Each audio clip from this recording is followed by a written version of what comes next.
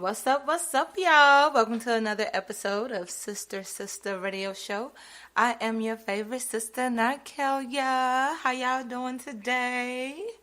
I'm gonna jump right on into it, with the state our country is in, and honestly it's been in. We got 45 right now, and him being in office has definitely shown or cast an even greater light on the inhumanity in this country. But let's be clear that inhumane acts have always been in place, and especially against people of color and any minority group. So one incident or one protest in particular I want to discuss today is the protest that happened at the Metropolitan Detention Center in Brooklyn, New York over the weekend. What happened is that there was a small electrical fire the Sunday before that caused a partial outage and caused inmates to be without heat, some without food, and just other inhumane treatment happening inside the detention center. They weren't able to speak with their family members, things of that sort. So a protest took place outside, and I'm sorry for the break, but during the protest, the protesters entered the lobby and continued to peacefully protest. Let me throw that word out, peacefully, because people are always concerned with what were the protesters doing. They did enter into the lobby and continue to peacefully protest, in which Yandy Smith, who is a celebrity that's been on, I think, one of those reality shows, but she's also an activist in her own right too. But she was there, and she was pepper sprayed as a result of them peacefully protesting inside of the lobby of the detention center. And it has caused this stir within the black community on whether or not they should have entered, whether or not pepper spray should have been the answer, and really whether or not we should even care about the inmates in the detention center. And on my own Instagram page, I did ask the question of whether being pepper sprayed was a reasonable consequence for storming the entrance. I had a 50%, 50-50 on yes and on no. I asked whether or not when we protest, it should be by any means necessary, or whether it should be by, following the rules only. I had 100% by any means necessary. I also asked because one of the other activists there, Tamika Mallory, who is an awesome activist, she's always on point. She's always putting actions behind her words, but she had an exchange with someone in her comments saying that it was dumb that they entered the building. What did you expect? A mob of people can't go into a correctional facility and not think, something's going to happen. And she basically responded with, some folks are going to have to die, basically, if we want to see change. Real change doesn't come without sacrifice. It's the synopsis of what she was saying. So I then asked, my own followers, do we need a revolution, or are things fine the way they are? I got 100% we need a revolution. Can't talk. And then I asked, are you willing to die for it, or nah, things aren't that bad? And I got 100% participation on willing to die for it. And of course, not all of my followers answer the questions. That's just all the people that answered. So I don't want to just be like, oh, everybody's out here willing to fight for the revolution and willing to die for it. Because that's definitely not the case. Some people that answered the first set of questions did not answer the second set of questions, which is cool.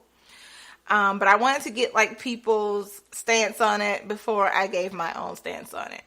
Which, first I got to talk about the need for a revolution, because we definitely must have a revolution if there's going to be change. You will have to break the rules. The sit-ins that happened during the civil rights movements, they were breaking the rules. Blacks were not allowed to sit at the counters. Blacks were not allowed to use whatever was deemed a white area, or be in whatever was deemed a white space, or sit in whatever was deemed a white section. So anytime a black person did the opposite of that, they were breaking the rules and the law in that era, the Jim Crow laws. So throughout our history, anytime we've wanted the resolution that we desire, we've had to break the rules, because just because rules are in place, that doesn't mean that they're just. It doesn't mean that they are fair. It doesn't mean that it always has to be that way just because it's written that it's that way. Change comes with rebellion. A lot of times that's the only way to get that change. So, no, I don't think that being pepper sprayed was a proper consequence to entering a lobby peacefully, because it was peaceful. I know a lot of articles use the word stormed, and one thing with us in this social media era is that we often repost things, we often make opinions without doing any of our own research. We just see someone who has an opinion that typically would probably flow with our own, and we just repost and we stick with that. We don't look at the videos, we don't look at the facts, anything. And so a lot of, fellow black people who feel like they should not have gone in and continue to peacefully protest, they saw the word stormed in, and they're thinking, oh, they went in there being violent, or they went in there acting crazy, and automatically formed an opinion around that. And that was not the case. They did go in there peacefully. So to my answer to my own question, no, that definitely was not the right consequence for that. You could have easily, been more patient, asked them to leave. And of course, the lobby was also open. Like, if you see the video, it wasn't like the officers were in there barricading the doors or anything. They just walked in. So, that was one thing.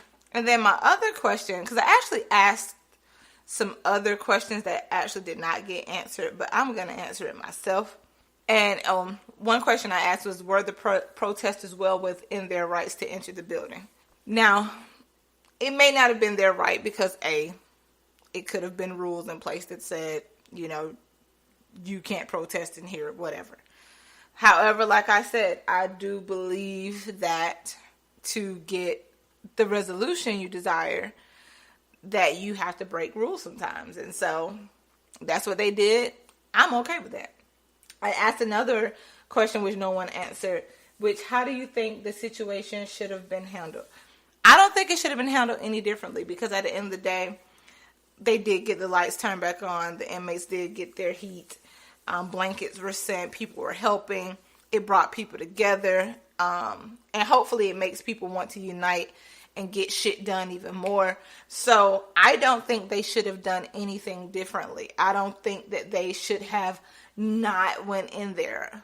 I'm glad they did. I hate that someone had to get pepper sprayed. But like Sis said, like Tamika said, the activist, physical things may happen. People may get harmed. People may have to die. There's always going to be a consequence. And in our case, when we want to get things done, we often are faced with the worst consequences, mainly death. And what I don't understand in my generation is that the generation before us, our grandparents, great-grandparents, had so much more to lose than we do. Yet they were willing to sacrifice everything for that, including their lives. And not every single grandparent or black person was willing to do that, but for the most part, we came together to fight. We got hosed We got drugged. We got the dog sicked on us. We got lynched. We got killed for the greater good, for something bigger. And I think with our generation, because we have become spoiled, okay, yeah, sign the Civil Rights Law in 1964. We got some things going. People having nice jobs now. You got your nice homes, your nice cars. You're making a few more pennies now. You're able to become CEOs now. They're letting you do things now. And you feel like, oh, I can't mess this up. Oh, some people feel like we've made it in a sense. Because that has to be the mindset. That has to be. If you're too afraid to really protest wholeheartedly by any means necessary, you have to think things are good for the most part. Whether you want to say them out loud or not, whatever, you feel comfort. You feel comfortable, and you don't want to mess up that comfort. And honestly, this wouldn't be the first time that mindset came to play.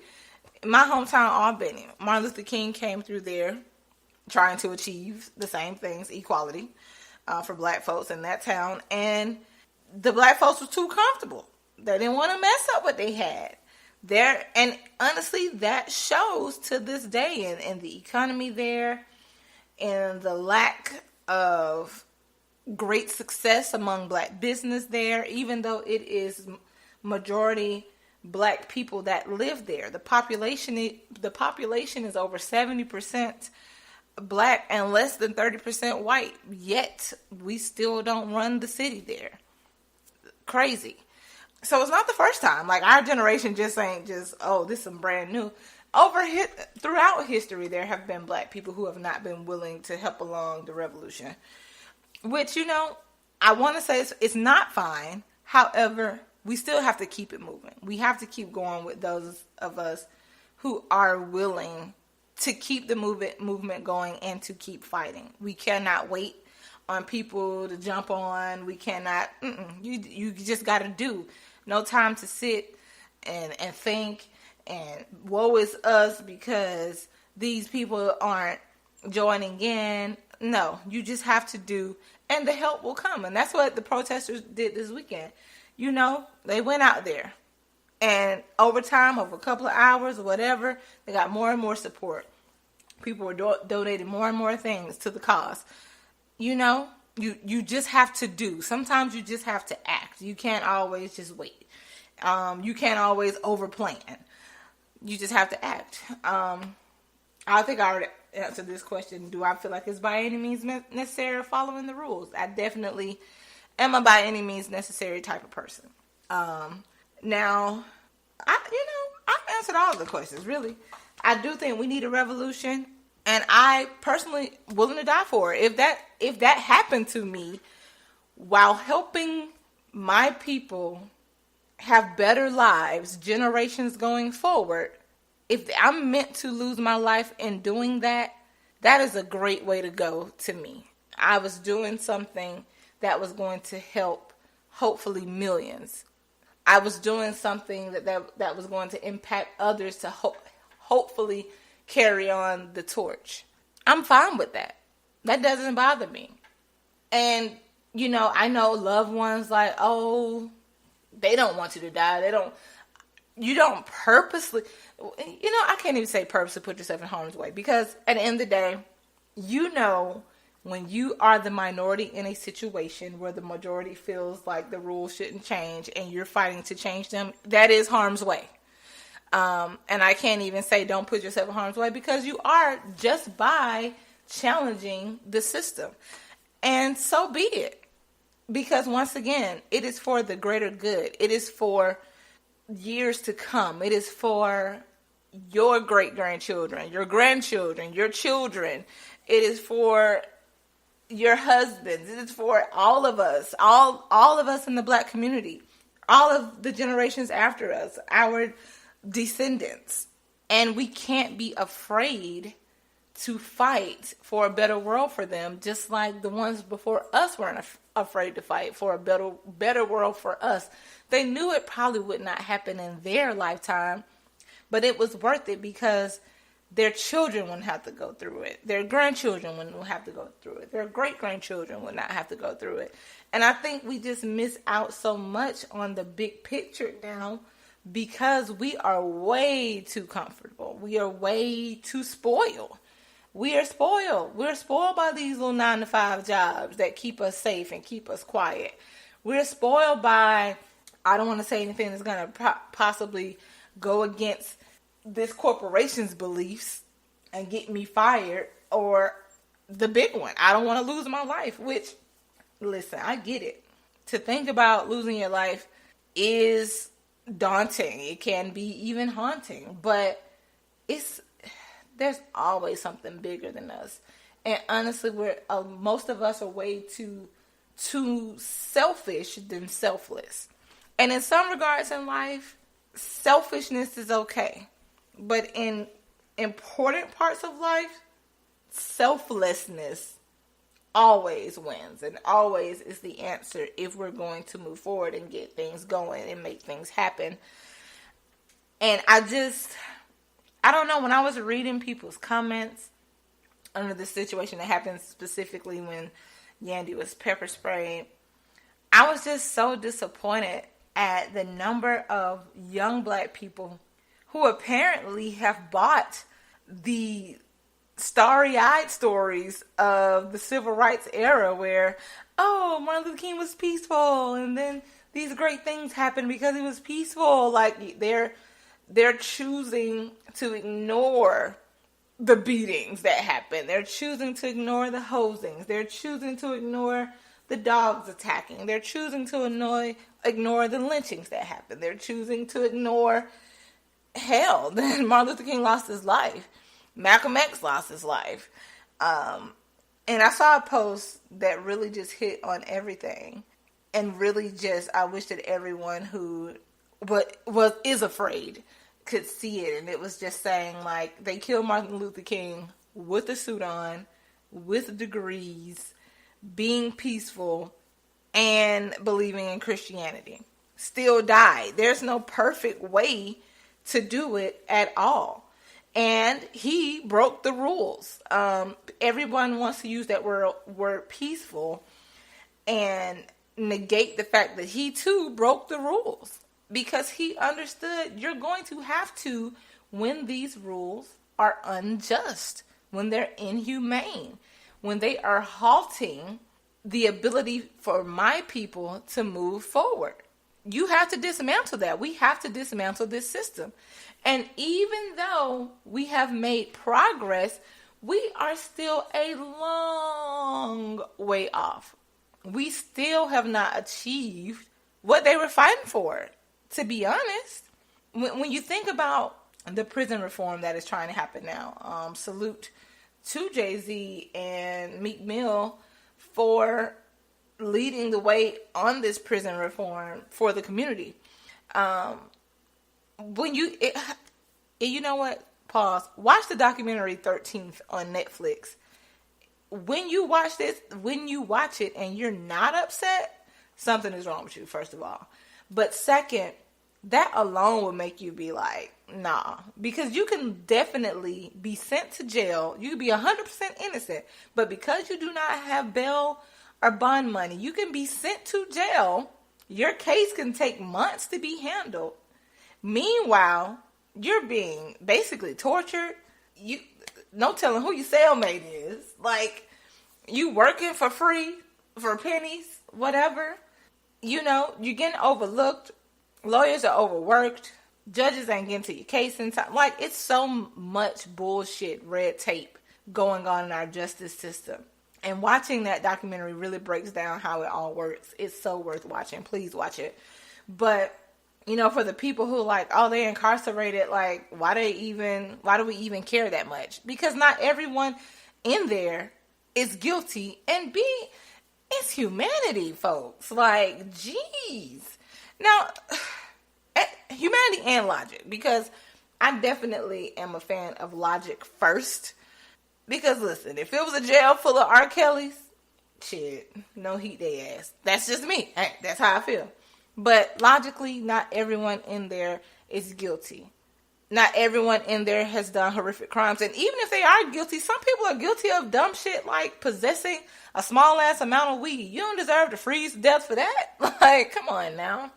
Let's be real out here. Like, everybody that's in jail has not been convicted of some super sick crimes, some SVU type crimes. Like, there are people in there who have longer sentences than they need to have for petty crimes. Like, we just have to do more research, and that's another problem that I wanted to expound upon. I mentioned a little bit a couple of minutes ago, but we have to do our own research. Stop just reposting things and regurgitating things just because it sounded good when someone else said it. Like, I literally had a DM conversation with someone who posted this Twitter post. Like, it started with Vibe magazine talking about how black men being quiet after Jussie Smollett was attacked was dangerous. And then someone replying to the tweet saying, laughing my ass off, imagine being a black man minding your own business and being accused for something and blah, blah, blah. And I DM'd the person and was like, well, their silence is dangerous. And the exchange went back and forth, but that person said to me, well, where is the queer community when Trayvon Martin was shot and when Listen Off all these people got shot? And I had to let them know, like, you do understand that two of the founders of Black Lives Matter are queer women. No, I didn't know that. Of course not. You haven't researched anything yourself. You're just regurgitating things that typically straight black males say in their rebuttals to not defending black queer people. And then, you know, what I also said is that most of the time, queer black people are infused within these activist groups. We're not just in our own little group with our own picket signs marching beside straight black people. We're intertwined in those activist groups with you all. We're fighting side by side, not trying to separate ourselves. We put our blackness first when things of that nature happen, when unjust and inhumane things happen to the black community, to also dismantle this systemic racism that continues to fester and affect our community. We are within those groups trying to help along, but the minute that something happens specifically to the black queer community or a person that identifies as being LGBTQ+, the straight black side of the black community is silent for the most part. And that person also like, well, what about the straight black celebrities that have said things? Okay, that is great. However, that is not even 1% of the straight black male population. That means, I mean, it's great that they're using their platform. However, there are still just as many, if not more, black males without their platform who are leading activist groups who are speaking divisive rhetoric to their followers, like supporting queer black men is supporting the emasculation of black men. You know, they're all about building the black family. And when they say building the black family, they mean the straight black family. You know, to support anyone queer, you're saying you do not support the black family, and the black family being at the forefront, as if the black family can only look one way. So you have just as many of those quote unquote leaders with followers who are way more dedicated than these celebrity followers being divisive in our community. And so when breaking that down, the conversation ended positively. We ended up talking about how, you know, we can change things and going forward. And, you know, one of the things that I feel is the same way we as a whole, you know, want to stop certain stereotypes of the black community, want people to stop being ignorant and do their research, want our history to be taught as a part of American history as it should be. The queer community, the black queer community, wants the same thing from the black community as a whole. We want to stop stereotypes. Get to know us. Research things that affect us. Research our facts. There have been countless activists who were queer throughout black history.